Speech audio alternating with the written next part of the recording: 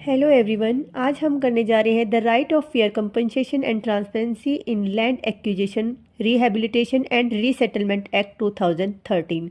Mainly हम इसका act 31 से लेके 42 यानी रीसेटलमेंट एंड रिहैबिलिटेशन अवार्ड्स के बारे में करेंगे। उससे पहले हम इसकी इंट्रोडक्शन देख लेते हैं थोड़ा सा।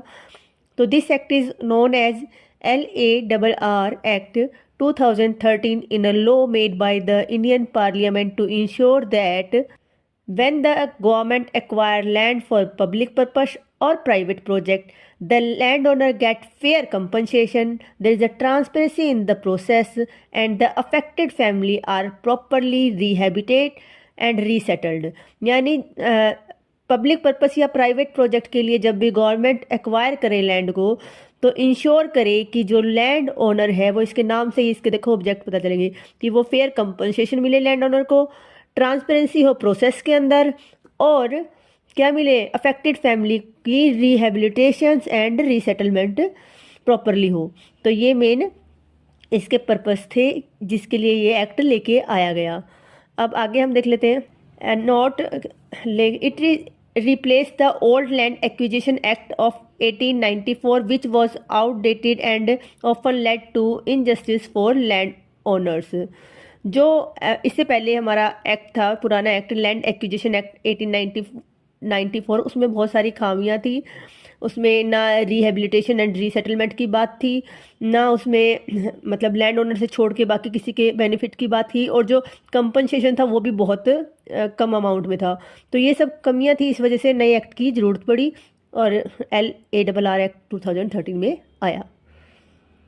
बैकग्राउंड की बात करें, the land acquisition act 1894 gave vast power to the government to acquire land often without fair compensation और पब्लिक कंसल्टेशन। यानी वास्ट थी पावर एक्वायर लैंड करने के लिए गवर्नमेंट के पास, ना वो फेयर कंपनसेशन देते थे और ना ही पब्लिक की कंसल्ट लेते थे। It caused widespread protest, displacement and exploitation of farmer. To address the issue and to balance development with social justice, the LARR bill was introduce in 2011।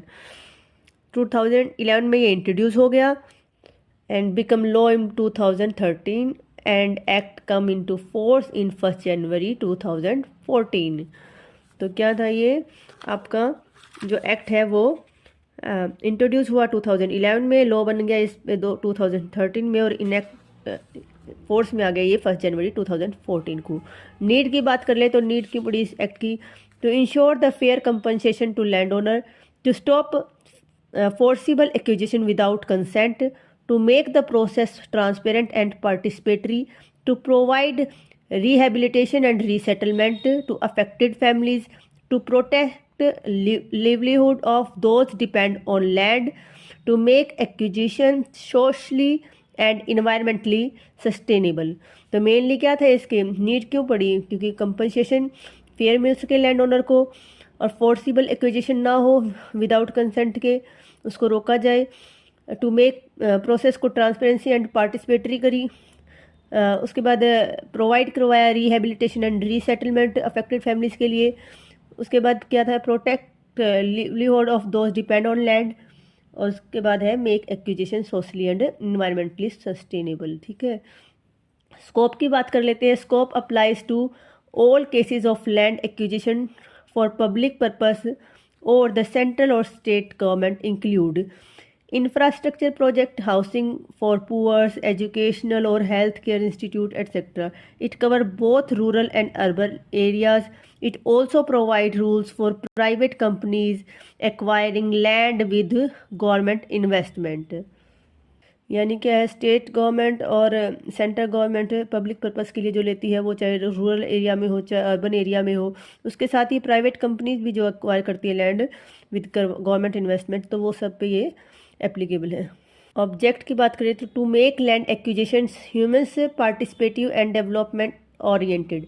Purpose क्या है, the act aim to balance development need of the country like building, road, school, industry, and right and livelihood of the people whose land is acquired. It ensures that no one loses their land without proper compensation, consent and rehabilitation.